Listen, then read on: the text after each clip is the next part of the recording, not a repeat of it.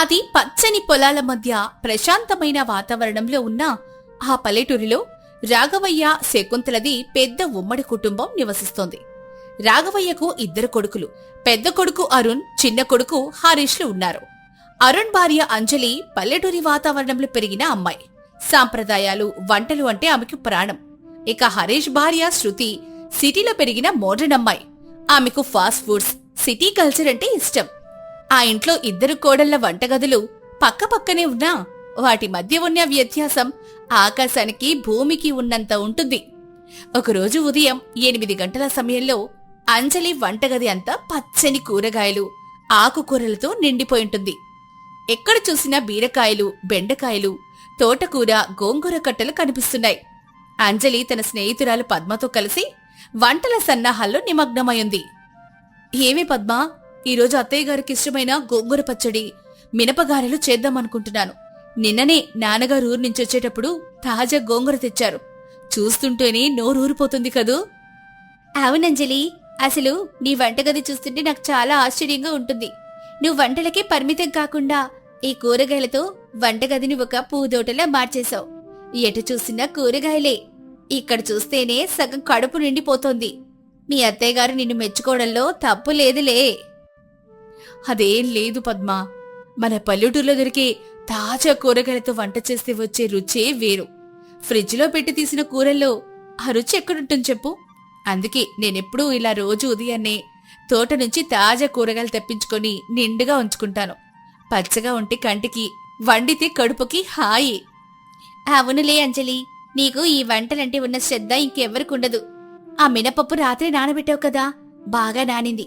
గారెలు భలే వస్తాయిలే ఈరోజు. ఇక గోంగూర పచ్చడికి కాస్త ఎండుమిర్చి ఎక్కువేనా? మీ మావయ్య గారికి కొంచెం ఘాటుగా ఉంటేనే ఇష్టం కదా. అవును పద్మ, ఎండుమిర్చి కొంచెం ఎక్కువేవి. అలాగే కొద్దిగా ధనియాలు, జీలకర్ర కూడా వేయించు. సువాసన అద్దరిపోవాలి. కట్టెల పొయ్యి మీద వండుతున్నాం కదా, ఆ రుచే వేరులే. సరే సరే, అలాగే చేస్తాను.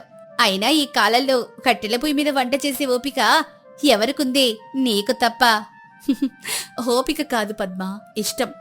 మా అమ్మ ఎప్పుడు చెప్పేది, కట్టెల పొయ్యి మీద మంట నెమ్మదిగా తగిలి కూరలు బాగా ఉడుకుతాయి, రుచి పెరుగుతుంది అని. పైగా ఆ పొగవాసిన వంటకు ఒక రకమైన కమ్మదనాన్నిస్తుంది. అదే సమయంలో పక్కనే ఉన్న శృతి వంటగది పరిస్థితి పూర్తిగా భిన్నంగా ఉంది. అక్కడ పచ్చదనం అనే మాటే లేదు. ఒక పెద్ద double door fridge, micro oven, mixie jar, gas stove, ఒక నాన్ స్టిక్ ప్యాన్, ఒక బౌల్, ఇవి మాత్రమే ఆ గదిలో ఉన్నాయి. శృతి తన స్నేహితురాలు నవ్యతో కలిసి ఆన్లైన్లో చూసిన ఏదో కొత్త వంటకం చేయడానికి ప్రయత్నిస్తోంది. నవ్య, నిన్న రాత్రి యూట్యూబ్లో ఒక కొత్త రెసిపీ చూశాను. Cheesy chicken Manchuria with French fries. చూస్తుంటేనే యమ్మీ యమ్మీగా ఉంది. ఈరోజు మనం అదే చేద్దామే. చాలా సింపుల్గా ఉంది. ఓకే శృతి, నీ ఇష్టం. కానీ జాగ్రత్త, ఆ నాన్ స్టిక్ ప్యాన్లో నూనె వేడి చేసేటప్పుడు చూసుకో. ఆ మధ్య ఒకసారి ఇలాగే చేస్తూ మంటలొచ్చాయి, గుర్తుంది కదా. ఇంట్లో పెద్దవాళ్ళున్నారు, మళ్ళీ ఏవైనా అంటే బావుండదు. అదేం పర్వాలేదులే నవ్య. అప్పుడు నేను ఫ్లేమ్ని హైలో పెట్టాను, అందుకే అలా జరిగింది. ఇప్పుడు నేను చాలా జాగ్రత్తగా చూసుకుంటాలే.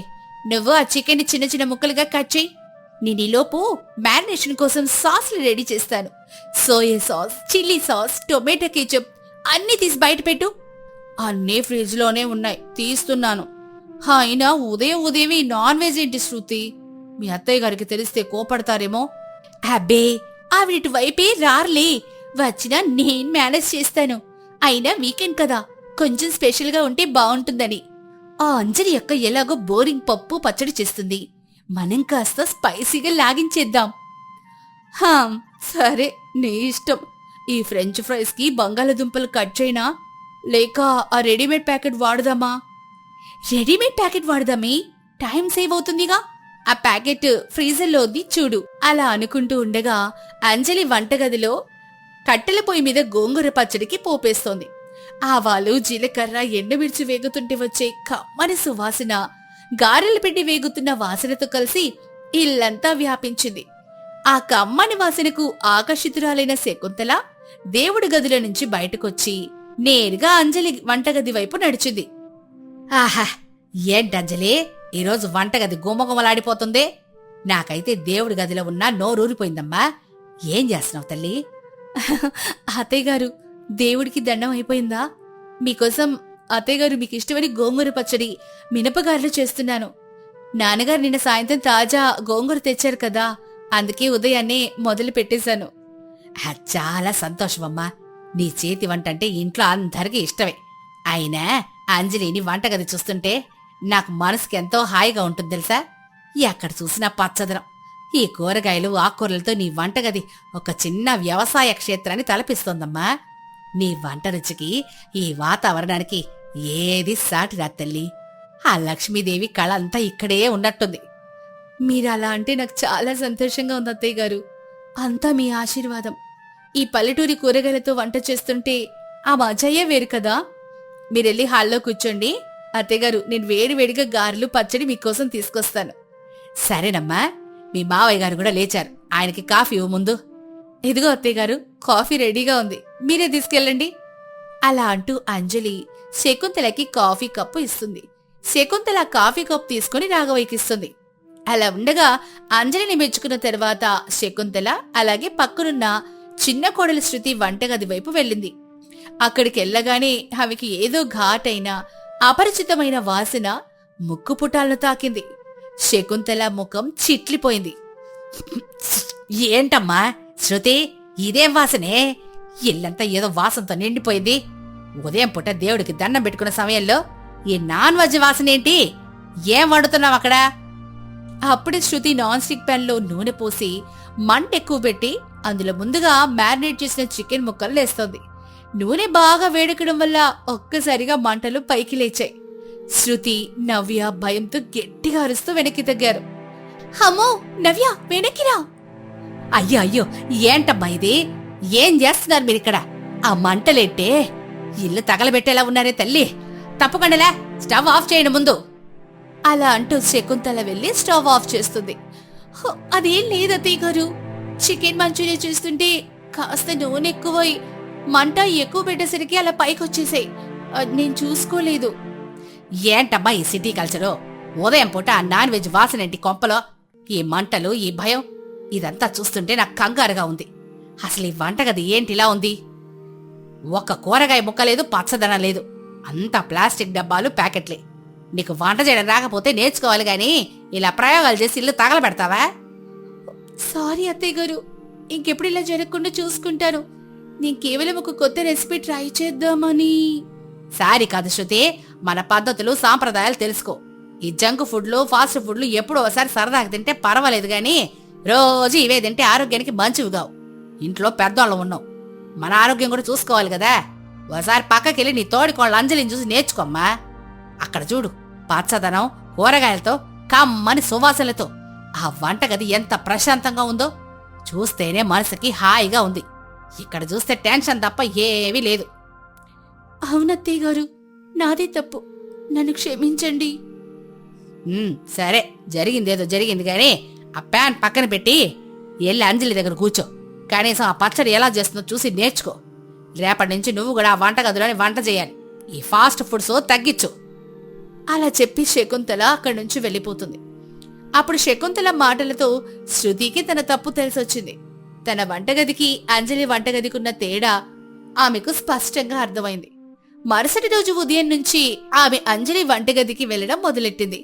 అంజలి కూరగాయలు కోస్తుంటే శృతి ఆసక్తిగా గమనిస్తోంది. అక్క, నేను కూడా నీకు సహాయం చేయనా? రా శృతి, రా. సహాయం ఏముందిలే కానీ ఇక్కడ కూర్చో. ఈరోజు బెండకాయ పులుసు చేద్దామనుకుంటున్నాను. అక్క, నాకూడా ఈ పల్లెటూరి వంటలు నేర్పించవా? నిన్న అత్తయ్య గారు చెప్పింది నిజమే. మన ఆరోగ్యం మన చేతుల్లోనే ఉంది. ఈ సిటీ ఫుడ్స్ వల్ల రుచి తప్ప ఆరోగ్యం లేదు. నీ వంటగది చూస్తుంటే నాకు కూడా ఇలాగే వండుకోవాలనిపిస్తోందక్కా. తప్పకుండా శృతి, ఇందులో కష్టం ఏముంది? ఇద్దరం కలిసి రోజు కొత్త కొత్త వంటలు చేద్దాం. ముందు నువ్వు ఈ బెండకాయలు ఎలా కోయాలో చూడు. పులుసులోకి మరీ చిన్నగా కొయ్యకూడదు. ఆ రోజు నుంచి శృతి సిటీ కల్చర్ను నెమ్మదిగా పక్కన పెట్టి అంజలితో కలిసి పల్లెటూరి వంటలు చేయడం ప్రారంభించింది. ప్రతిరోజు ఉదయం అంజలి, శృతి ఇద్దరు కలిసి వంటగదిలో సందడి చేసేవారు. శృతికి అంజలి ఎంతో ఓపిగ్గా వంటలు నేర్పించింది.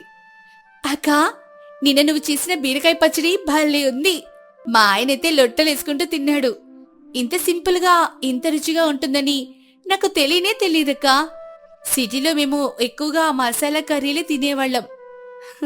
అంతే శృతి, మన పల్లెటూరి కూరగాయలో ఉన్న రుచే వేరు. వాటిని సరైన పద్ధతిలో కాస్త ప్రేమ రంగరించి వండితే అద్భుతంగా ఉంటాయి. ఈరోజు మనం గుత్తొంకాయ కూర చేద్దామా? నీకిష్టమేగా? ఓ, నాకు చాలా ఇష్టమక్కా.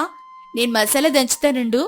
అలా అనుకుంటూ ఉండగా కొద్ది రోజులైన శృతి వంటగది కూడా అంజలి వంటగదిలా పచ్చని కూరగాయలతో నిండిపోయింది. ఆ మిక్సీ జార్లు, మైక్రో ఓవెన్లు పక్కకిలిపోయి వాటి స్థానంలో రోలు, రోకలి వచ్చాయి.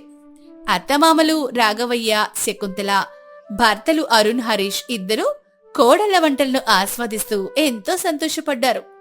ఒకరోజు సాయంత్రం అందరూ హాల్లో కూర్చొని కాఫీ తాగుతూ ఉండగా, శకుంతల, ఏమంటావ్? మన కోడలిద్దరు కలిసి చేసిన ఈ వంటలు అమృతంలా ఉన్నాయి కదూ. మొన్నటిదాకా ఒకరు పచ్చడి చేస్తే ఒకరు పిజ్జా తెప్పించేవారు. ఇప్పుడు ఇద్దరు కలిసి ఒకటే వంట చేస్తున్నారు. ఇల్లు కూడా ఎంతో ప్రశాంతంగా ఉంది. అవునండి, మన కోడలిద్దరూ కలిసిపోయారు. మొదట్లో శృతిని చూసి కాస్త భయపడ్డాను గాని అంజలి దాన్ని బాగా మార్చేసింది. ఇక మనకు ఏ చీకు చింత లేదండి. ఇద్దరూ అక్కా చెల్లెలా కలిసిపోయారు. నిజమే నాన్న, అంజలి శృతి ఇద్దరు కలిసి వంట చేస్తుంటే చూడ్డానికి చాలా ముచ్చటగా ఉంది. అంజలి ఓపిక్కి మెచ్చుకోవాలి. అవునన్నా, శృతిలో ఇంత మార్పు వస్తుందని నేను కళ్ళ కూడా ఊహించలేదు. ఇప్పుడు నా ఫ్రెండ్స్ కి ఫోన్ చేసి మా ఆవిడ చేసిన వంటలు ఎంత బాగుంటాయి గొప్పగా చెప్తున్నాను. అదంతా అంజలి అక్క చలవే. అక్క దగ్గరే చాలా నేర్చుకున్నాను. శృతికి చాలా ఆసక్తి ఉందండి, అందుకే త్వరగా నేర్చుకుంది. రేపు మీ అందరికీ ఇష్టమైన రొయ్యల కూర చేద్దామనుకుంటున్నాం. ఏమంటారు? అలా అనగానే అందరూ సంతోషంగా తలూపారు. అలా అంజలి, శృతి ఒకరికొకరు సహాయం చేసుకుంటూ కుటుంబ సభ్యులకు ఆరోగ్యకరమైన, రుచికరమైన వంటలు అందిస్తూ అందరూ సుఖ సంతోషాలతో జీవనం సాగించారు.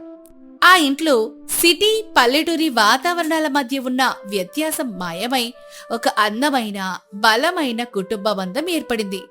వంటగది కేవలం వంటలకే పరిమితం కాకుండా వారి మధ్య ప్రేమను పెంచి ఒక వేదికగా మారింది.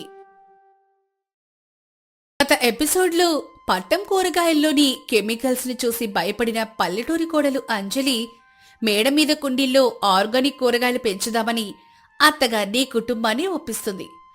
ఆదివారం ఉదయం నర్సరీకి వెళ్లడానికి అంతా సిద్ధమవుతారు.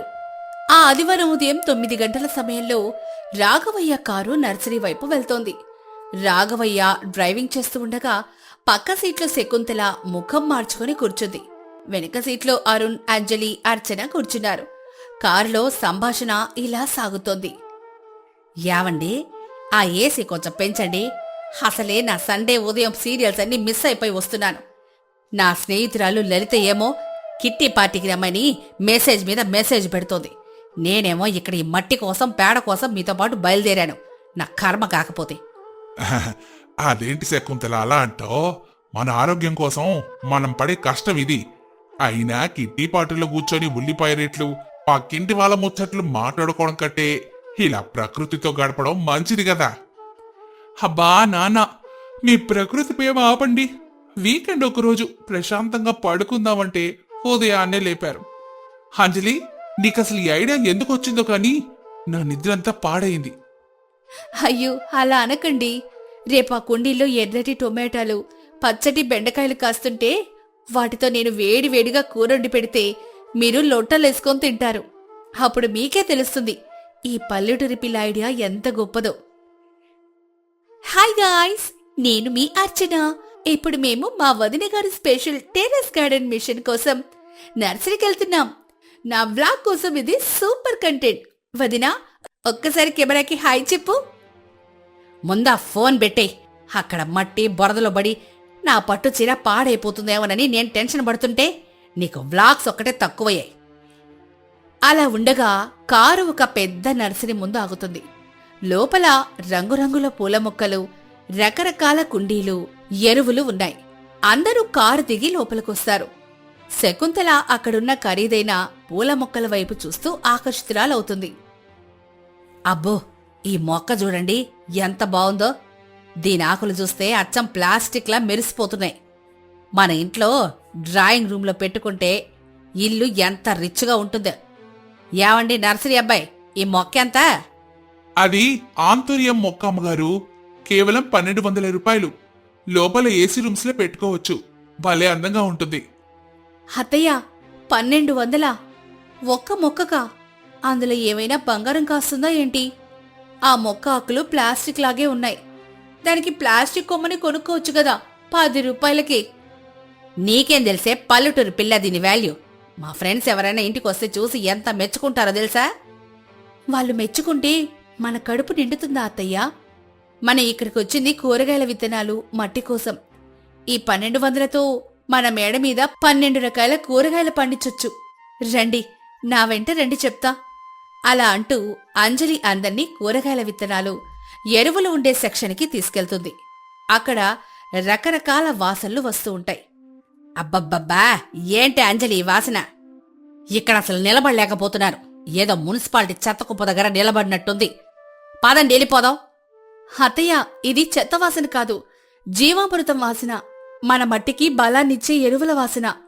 అలా అంటూ అంజలి నర్సరీవాడితో, అన్నయ్య, మాకొక 10 కిలోల కోకోపీట్, 5 కిలోల వర్మీ కంపోస్ట్, 1 కిలో వేపపిండి, అలాగే బాగా పండిన ఆవు పేడ ఎరువు ఒక 2 బస్తాలు కావాలి. ఏంటి ఆవు పేడ? మన కారులో ఆవు పేడ బస్తాలు ఎక్కిస్తావా? నా ఖరీదైన కారు, అందులో ఏసీ, ఆ ఏసీలో ఈ పేడ వాసన నా వల్ల కాదు. నేను క్యాబ్ బుక్ చేసుకుని వెళ్ళిపోతాను. ఏవండి శకుంతల గారు, ఆవు పేడ లక్ష్మీదేవితో సమానమని మీరే కదా ప్రతి శుక్రవారం పూజలు చేస్తారు. ఇప్పుడు ప్యాక్ చేసిన కవర్లో వస్తే ఎందుకు భయపడుతున్నారు? అయినా అదంతా ప్రాసెస్ చేసిన ఎరువులే, పెద్దగా వాసన రాదు. అవునమ్మా, నాన్న చెప్పింది నిజమే. ఇందాక నువ్వు ఆంతూరియం మొక్క అడిగావే 1200 పెట్టి, దానికి కూడా ఇదే పేడ వేస్తారు తెలుసా? అంజలి, నువ్వు లిస్ట్ చదువు, నేను ఇతనితో ప్యాక్ చేయిస్తాను. సరేనండి. అన్నయ్య, మాకు నాటు రకం విత్తనాలు కావాలి. టొమాటో, పచ్చిమిర్చి, వంకాయ, బెండ, గోరుచిక్కుడు, బీరకాయ, అలాగే ఆకుకూరల్లో పాలకూర, తోటకూర, గోంగూర, కొత్తిమీర, పుదీనా విత్తనాలివ్వండి. అన్నీ హైబ్రిడ్ కాకుండా నాటువి కూడా ఇవ్వాల్సమా? అలాగేనమ్మా, అన్ని నాటు రకాలు ఇస్తాను. మేడ మీద పెంచడానికి ఆగ్రో బ్యాగులు కూడా తీసుకుంటారా? కుండీల కంటే బరువు తక్కువగా ఉంటాయి.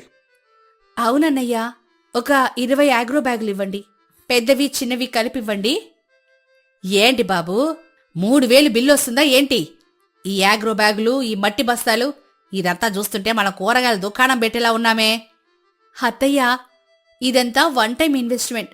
ఒక్కసారి మట్టి బ్యాగులు కొంటే ఏళ్ల తరబడి వస్తాయి. మీరు మొన్న సూపర్ మార్కెట్లో ఒక పూట కూరగాయలకి 1000 రూపాయలు పెట్టారు, గుర్తుందా? ఈ 3000తో మనం 6 నెలలకు సరిపడా కూరగాయలు పండించుకోవచ్చు. అలా అనుకుంటూ బిల్లు కట్టి బస్తాలన్నీ కారు డిక్కీలో వెనక సీటు కింద సర్దుతారు. అరుణ్, రాఘవయ్య బస్తాలు మోస్తుంటే శకుంతల దూరం నుంచి సూచనలిస్తూ ఉంటుంది. కారు ఇంటికి చేరుకుంటుంది. అబ్బా, నా జిమ్లో 100 కిలోల వెయిట్ లిఫ్టింగ్ చేసినప్పుడు కూడా ఇంతలా అలసిపోలేదు. ఈ మట్టి బస్తాలు నడు విరిచేశాయి. అవునన్నా, నీ 6 ప్యాక్స్ అంతా ఈ పేడ బస్తాలే మోయడానికే పనికొచ్చింది. అలా అంటూ అర్చన నవ్వుతూ కెమెరాతో, గాయ్స్, మా సాఫ్ట్వేర్ అన్నయ్య ఇప్పుడు హార్డ్వేర్గా మారిపోయాడు. ఏంటి ఆ ఏడుపులు? ముందు బస్తాలు ఒక పక్కన పెట్టండి. అంజలి, నా టైల్స్ పాడవకూడదు, ముందే చెప్తున్నాను. ఆ కింద ఏవైనా కవర్లేసి ఈ బ్యాగులు పెట్టు. అలాగే అత్తయ్య. రండి, ఇప్పుడు అందరం కలిసి మట్టి కలుపుదాం. దీన్నే పాట్ మిక్సింగ్ అంటారు మన ఊరి భాషలో. ఒక భాగం మట్టి, ఒక భాగం కోకోపీట్, ఒక భాగం వర్మీ కంపోస్ట్, కొంచెం వేపపిండి కలపాలి. నేను రెడీ. నా బ్యూటీ పాడవకుండా అన్ని జాగ్రత్తలు తీసుకున్నాను. ఎక్కడ కలపాలి చెప్పండి. ఏంటమ్మా శకుంతల, అచ్చం స్పేస్ లోకి వెళ్ళే ఆస్ట్రోనెట్లా తయారయ్యో. మనం చేసేది మట్టి పడి, మూన్ వాక్ కాదు. మీరు ఊరుకోండి. నా స్కిన్ ఎంత సెన్సిటివో మీకు తెలీదు. ఒక మట్టి రేణువు తగిలినా నాకు ర్యాషెస్ వచ్చేస్తాయి. అంజలి, ఆ పారిటివ్వు, నేను కలుపుతాను. అలా అంటూ శకుంతల పార తీసుకుని మట్టిని స్టైల్గా కలుపుతూ ఉండగా పార జారిపోయి పక్కనే ఉన్న కోకోపీట్ బస్తా మీద పడుతుంది. ఆ పొడి గాలికి లేచి శకుంతల ముఖం నిండా పడుతుంది. అత్తు బాబోయ్, నా కళ్ళల్లో మట్టి పడిపోయింది. అంజలి, నీ ఐడియా తాగలయ్యా. నా మేకప్ అంతా పాడైపోయిందే. నేను కిందకెళ్తున్నాను పో. అయ్యో అత్తయ్య, మీరు కిందకెళ్ళి ముఖం కడుక్కుండండి. ఈ పని నేను మీ అబ్బాయి చేసుకుంటాంలేండి. అవునమ్మా, నువ్వెళ్ళి రెస్ట్ తీసుకో. అంజలి ఎలా కలపాలో చెప్పు. అలా అంటూ అంజలి, అరుణ్, రాఘవయ్య, అర్చన కలిసి సరదాగా మట్టి కలుపుతారు. అంజలి ప్రతి బ్యాగ్లో అడుగున కొన్ని ఎండినాకులేసి ఆ పైన మట్టి మిశ్రమాన్ని నింపుతుంది. అన్నీ ఒక వరుసలో పేర్చుతారు. సాయంత్రం అవుతుంది. చూసారా మావయ్య, 20 కుండీలు రెడీ అయిపోయాయి. ఇప్పుడు వీటిలో విత్తనాలు నాటుదాం. అర్చన, ఆ టొమాటో విత్తనాలిటివ్వు. కొంచెం దూరంగా ఒక 6 అంగుళం లోతులో నాటాలి. వదినా, ఈ గోంగూర విత్తనాలు ఎలా నాటాలి? అవి చిన్నగా ఉంటాయి కదా, మట్టి మీద అలా చల్లితే చాలు, వాటంతట అవి మొలిచేస్తాయి. అలా అనుకుంటూ అందరు కలిసి విత్తనాలు నాటి పైన నీళ్లు చల్లుతారు. శకుంతల కింద నుంచి అరుస్తూ ఉంటుంది, త్వరగా రండి, చీకటి పడుతోంది. అలా ఆ ఆదివారం ఒక అందమైన అనుభూతితో ముగుస్తుంది. ఆ తర్వాత ఒక 1 వారం రోజులు గడిచాయి. అంజలి ప్రతిరోజు ఉదయం సాయంత్రం క్రమం తప్పకుండా మేడ మీదకెళ్లి నీళ్లు పోస్తూ ఉంటుంది. శకుంతలకి మాత్రం ఆ మట్టన్నా ఆ కుండీలన్నా ఇంకా కోపంగానే ఉంటుంది. ఒకరోజు ఉదయం, ఈ కోడలు రోజుకి 2 సార్లు ఈ మేడ మీదకొచ్చి ఏం చేస్తుందో ఏవో, నా టైల్స్ అన్నీ నాశనం చేసుంటుంది, వెళ్ళి చూద్దాం. అలా అనుకుంటూ శకుంతల నెమ్మదిగా కుండీల దగ్గరకు వస్తుంది. అంజలి అప్పటికే కింద వంటగదిలో ఉంటుంది. శకుంతల ఒక కుండీలోకి తొంగి చూస్తుంది. అందులో చిన్నగా 2 ఆకులతో ఒక పచ్చని మొక్క పైకొచ్చి ఉంటుంది. పక్క కుండీలో తోటకూర చిన్న ఆకులతో కార్పెట్లాగా మొలుచుంటుంది. ఆ ఉదయం లేత ఎండలో ఆ ఆకులు పచ్చగా మెరుస్తూ ఉంటాయి. అరే, ఈ మట్టిలోంచి నిజంగానే ప్రాణం పోసుకొని మొక్కలు బయటకొచ్చాయి. ఎంత ముద్దుగా ఉన్నాయో ఈ బుజ్జాకులు. ఏంటి శకుంతల, మట్టంటే అసలు పడ నువ్వు మొక్కలకి ముద్దులు పెడుతున్నావు? మన కోడల మాయలో నువ్వు కూడా పడిపోయావన్నమాట. అదే లేదండి, అయినా ఈ మొక్కల్ని చూస్తుంటే నాకెందుకో మా చిన్నప్పుడు మా ఊర్లో ఉన్న మా తాతయ్య గారి తోట గుర్తొచ్చింది. అప్పుడు నేను కూడా ఇలాగే మట్టిలో ఆడుకునేదాన్ని. ఈ పట్నం కాంక్రీటు అడవిలో పడి పచ్చదనాన్ని మర్చిపోయాను. అత్తయ్య, ఏంటి ఆశ్చర్యంగా చూస్తున్నారు? ఏం లేదంజలి, ఆకులు భలే ముద్దుగా ఉన్నాయని చూస్తున్నారు. అయినా ఈ మొక్కలకి ఇంకా పేరు పెట్టలేదేంటి? ఇది టొమాటానా, వంకాయా? అత్తయ్య, ఇప్పుడే కదా మొలిచాయి. ఇవి కొంచెం పెద్దగా అయితే గాని గుర్తుపడతారు. చూసారా, మీరే మట్టంటే చిరాకు పడ్డారు, ఇప్పుడు మీరే ఆనందపడుతున్నారు. ఇదే వ్యవసాయ గొప్పతనం. వావ్ అంజలి, మన టెర్రస్ గార్డెన్ రెడీ అయినట్టేనా? ఇక రేపటి నుంచి మనకి ఫ్రీగా కూరగాయలేనా? అంత తొందరపడకండి, ఇప్పుడే కదా మొలకలొచ్చాయి. వీటిని కాపాడుకొని పోషకాలిస్తే నెల రోజుల్లో పూలు పిందెలు వస్తాయి. అప్పటి వరకు మనం కొంచెం కష్టపడాలి. ఏ కష్టమైనా పడదాం అంజలి. రేపటి నుంచి మొక్కలకి నీళ్లు నేను పోస్తాను. నా మొక్కలు త్వరగా పెరిగి పెద్దవ్వాలి. అలా మట్టి అంటే చిరాకు పడిన అత్తగారు శకుంతల ఆ చిన్న మొలకల్ని చూసి ఆనందంతో పులకరించిపోతుంది. అంజలి తన పల్లెటూరి అనుభవంతో పట్నం ఇంట్లో పచ్చదనాన్ని, సంతోషాన్ని మొలకెత్తిస్తుంది. ఆ తర్వాత ముందు ఏం జరగబోతుంది?